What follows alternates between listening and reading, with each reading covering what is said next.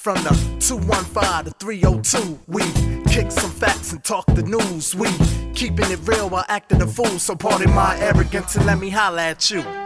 You know what we're here to do? We're here to look at nut-ass fucking X shit. You know? We're here to look at nut-ass X shit.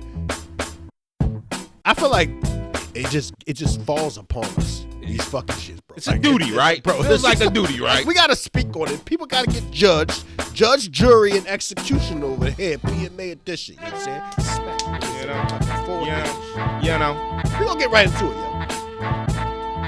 Go ahead. Go ahead and start with the first one. Let's start with the first one because this one, when I bought a home about 10 years ago, it was something I was already well aware of coming into my life as an adult about, the right to bear arms, We're firm believers of the right to bear arms in these parts of the world, and this one hits hard. Tyler Chase Butler, he's facing life.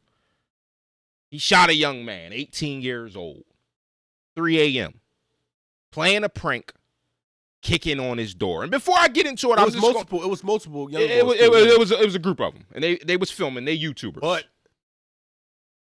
this is my only thing. Real quick before you say it. Go ahead. Because of his color and because of their color. Oh, yeah.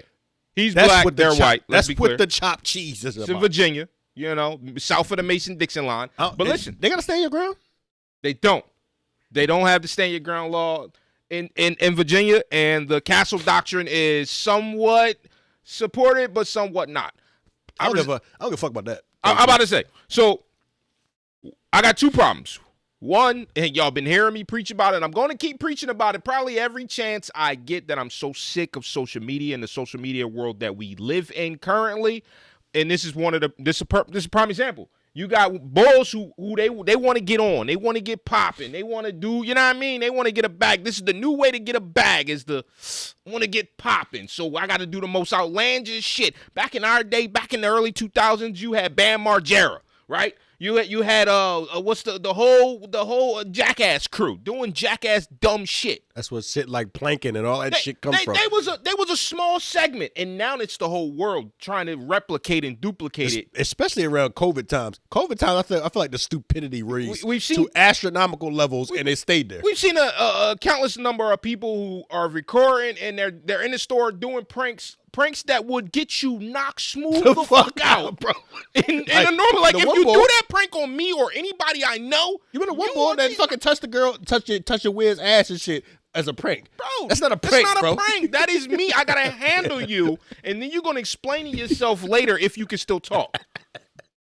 Now you got these little white boys kicking on doors, playing Ding Dong Dixie and shit at 3 a.m. That's the problem number one. Here's the thing with that. You never know.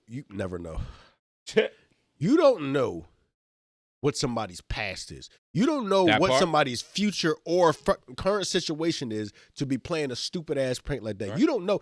This nigga might be on a run from the law. Right. This boy might be in some mischievous activities. He might have just robbed a drug dealer. He might be knocking down some boy's whiz, and he know that that boy's a crazy nigga. So when you do that, there's zero time to have an explanation or tell this person that it is a prank. Right.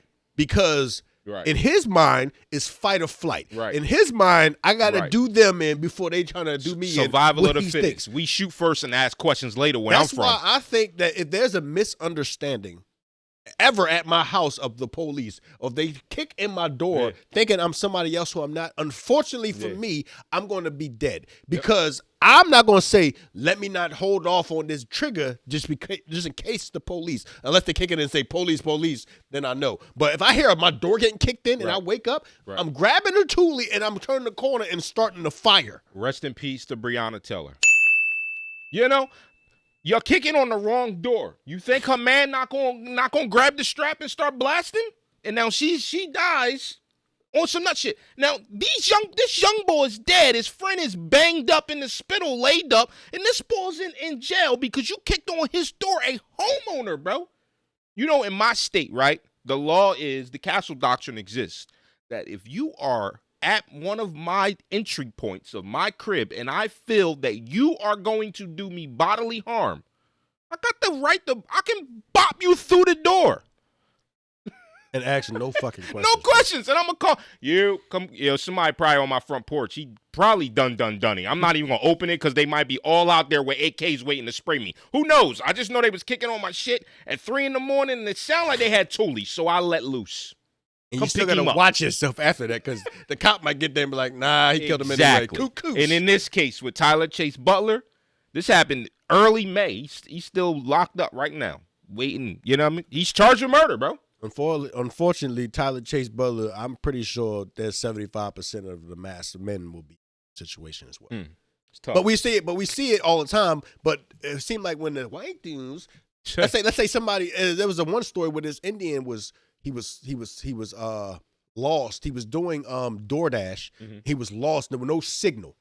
He was knocking on doors trying to act, and his phone wasn't charged. And he was knocking on doors, asking people, can he charge his phone? Right. And everybody was turning him away until he knocked on this one door, and this dude said, "Get the hell out of my property." He was like, "I'm just trying to charge my phone." He said, "Get the hell out of my property." Dude got in the car, and the border started firing at his car, hitting, boom, bruh.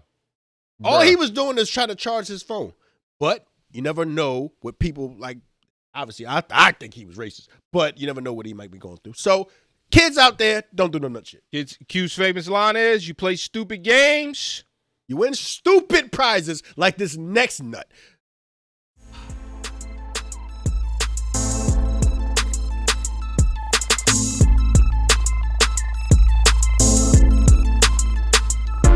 From the 215 to 302, we kicking some facts and talking the news. We keeping it real while acting a fool. So pardon my arrogance and let me holla at you.